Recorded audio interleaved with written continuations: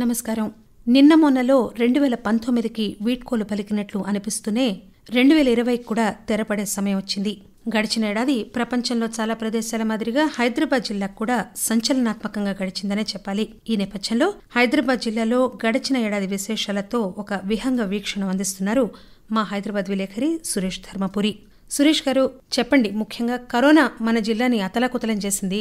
Corona గురించిన విశేషాలు ఒకసారి తెలుసుకుందామా? 2020 హిస్టరీలో ఉండిపోయే సంవత్సరం అని అనుకోవాలి మనం. ఎందుకంటే కరోనా రావడం, దాని తర్వాత మన దేశం ఎన్నో స్టెప్స్ తీసుకోవడం, దాన్ని అరికట్టేందుకు చేశారు. ముఖ్యంగా దీంట్లో ప్రధానమంత్రి నరేంద్ర మోడీ గారు సైన్స్ బేస్డ్ గా కోవిడ్ ని ట్యాకిల్ చేసి మనం దేశ ప్రజల్ని, దేశాన్ని కాపాడుకోవాలని నిర్ణయించారు. దాని తర్వాత ఆయన ప్రజల్ని కూడా దీంట్లో పాలు పంచుకునేటట్టు చేశారు. దాంట్లో జనతా కర్ఫ్యూ అని దానికి నామకరణం చేసి ప్రజల్ని ఇన్వాల్వ్ చేశారు. ఆ రోజు ఆదివారం, ఆ రోజు ప్రజలందరూ ఇంట్లోనే ఉండి జనతా కర్ఫ్యూ ఫాలో అయ్యి సాయంత్రం చప్పట్లు, దీపాలతో చేశారు. అట్లా 100 కోటి జనాభా ఉన్న ఈ దేశం చాలా మంది ఆయన ఇచ్చిన పిలుపుకు కట్టుబడి ఇంట్లోనే ఉండి పాటించారు. ఆ తర్వాత మార్చి 24న లాక్డౌన్ విధించారు యావత్ దేశానికి. దాని తర్వాత ఆయన మళ్ళా ప్రజలతో మాట్లాడి జాన్ హై తో జహాं హై అనే మెసేజ్ పంపించారు. అప్పుడు ఆయన ప్రజలు కరోనా నుంచి తప్పించుకోవాలంటే మాస్కులు, చేతులు శానిటైజ్ చేసుకోవాలి, సోషల్ డిస్టెన్స్ మెయింటైన్ చేయాలని పిలుపునిచ్చారు. అన్లాక్ దిశలో మళ్ళా ఆయన ప్రజలకు ఒక పిలుపుచ్చారు, జాన్ బి జహాं బి అని. పాత ఏదైతే ఫలితాలు వచ్చాయో దాన్ని మనం వదులుకోవద్దు, దాన్ని ఇంకా కరెక్ట్గా పాజిటివ్ స్టెప్స్ తీసుకొని ఈ కరోనాని బయటపడాలని ఆయన ప్రజలకు ఉద్దేశించి చెప్పారు.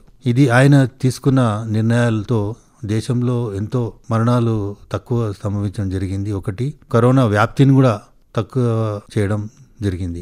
ఇది ఆయన ఎఫర్ట్స్.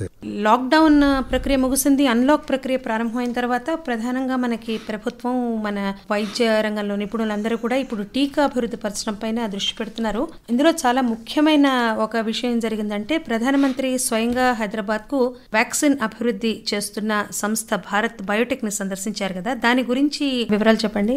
జనవరి 29 ఆ టైంలోనే కేబినెట్ మీటింగ్ లోనే ఆయన ఈ ప్రస్తావన చేశారు. దేశం ఒక రెస్పాన్స్ ఈ కరోనా మీద సైన్స్ బేస్డ్ ఉండాలని, ఈ సైంటిస్ట్ కి, డాక్టర్స్ కి ఒక ఎంకరేజ్మెంట్ ఇవ్వాలనే నెపంతో ఆయన ఎక్కడెక్కడైతే వ్యాక్సిన్ ట్రయల్స్ జరిగాయో, ఏదైతే కంపెనీస్ వ్యాక్సిన్ లో పాల్గొంటున్నాయో, అహ్మదాబాద్ లో జైడస్ బయోటెక్ ప్లస్ పూణేలో సెరమ్ ఇన్స్టిట్యూట్, అంటే అక్కడ ఆల్మోస్ట్ 1 crore వ్యాక్సిన్స్ తయారీ కెపాసిటీ అది. అలాగే హైదరాబాద్ లో భారత్ బయోటెక్ కూడా ఆయన సందర్శించారు. ఆయన ఈ సైంటిస్ట్ కి, డాక్టర్స్ కి ఎవరైతే దీంట్లో పాల్గొంటున్నారో ఈ వ్యాక్సిన్ మీద వాళ్లకు ధన్యవాదాలు తెలిపారు.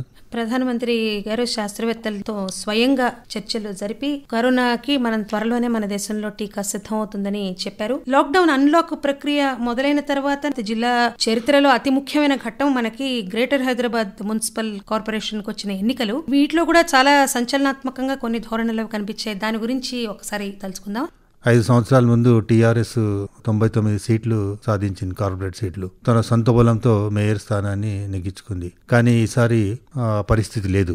టీఆర్ఎస్ కి 50 పైచిలుకు సీట్లు వచ్చాయి. అలాగే బీజేపీ పార్టీ ఈ ఎలక్షన్ లో అది కూడా పోటాపోటీగా టీఆర్ఎస్ తో ఫైట్ చేసి ఆల్మోస్ట్ 50 సీట్లు సాధించడం జరిగింది.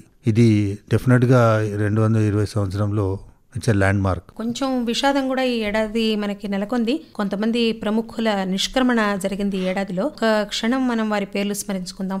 దాంట్లో ముఖ్యమైన పేరు ఎస్పి బాలసుబ్రహ్మణ్యం గారు, ప్రఖ్యాత పాపులర్ సింగర్, టాలీవుడ్ అని కానీ బాలీవుడ్ కానీ. ఆయన కరోనాతో మరణించడం చాలా బాధాకరమైన విషయం. అలాగే కార్మిక నాయకుడు, తెలంగాణ ఏర్పడిన తర్వాత ఫస్ట్ హోమ్ మినిస్టర్ నాయన నరసింహారెడ్డి గారు కూడా కరోనాతో మరణించడం చాలా బాధాకరమైన విషయం.